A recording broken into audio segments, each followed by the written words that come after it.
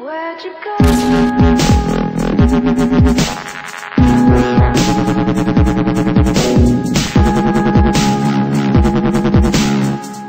What's up, you guys? Persian here, and I'm coming at you with my first ever tutorial. And in this tutorial we'll be going over a transition called CC Twister.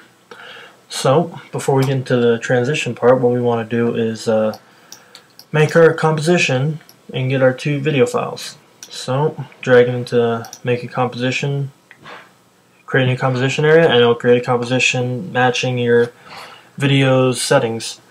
But we want to make it a little bit longer, so we'll make it like 50 seconds. Alright, so now we got our first clip right here. This is from WP Persia. It's from his episode 11, I think, that I edited, and I kept some of the clips for tutorials. So thank you for that, Persia. He also made my background and the logo. So yeah. Now, before we get into that, let's make some... Actually, let's not. We'll do that later. Alright, so to find CC Twister, all you have to do is go to Effect up here, Transition, CC Twister. It's that simple. You can also find it in your Effects and Presets panel. So, the front side will be whatever layer you put this in. So we put this in the tack flip bounce. So we want the back side to be the pistol switch bounce, because that's our next clip. Bam.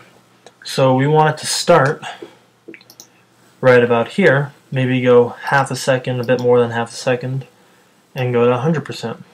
Now let's just see how this looks.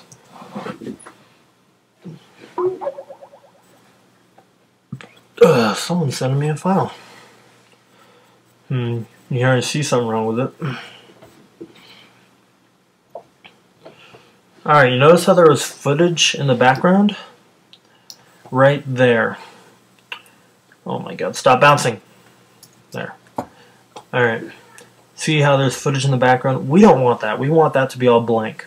So, our way to fix that is to go to the top layer, in which you put the CC Twister on, hit U, go to the end keyframe, go to your bottom layer, and you want to cut that down to your marker. So there's two ways you can do this. You can go Option open bracket, I think it is. I'm not sure if it's open or closed, but it's one of them. Or you can just simply drag it. But if you do the open bracket, it's more precise. And then you can cut the top footage there too.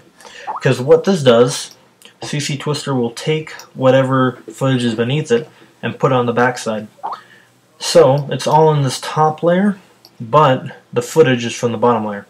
Which is why, if we move the bottom layer out from under the CC Twister, you won't get anything when you twist it.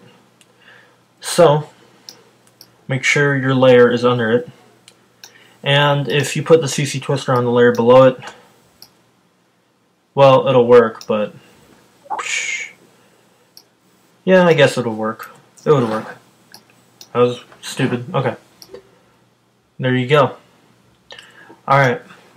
Now you can play around with the settings by, hitting here. It can go like little upward motion. All that stuff. You can mess around with that. Now, let's go back to normal. I don't know how that went. It's like somewhere around there. Close enough. Not really. Dang, that's gonna be bothering me. Yeah, close enough. Alright.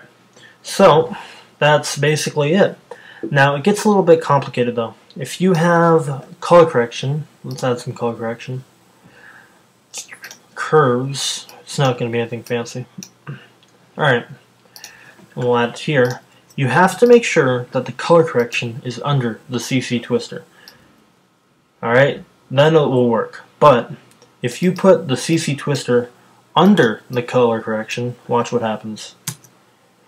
Ugh. Now that looks a bit weird, doesn't it? It has no color correction, but once it goes to the bottom layer, it does.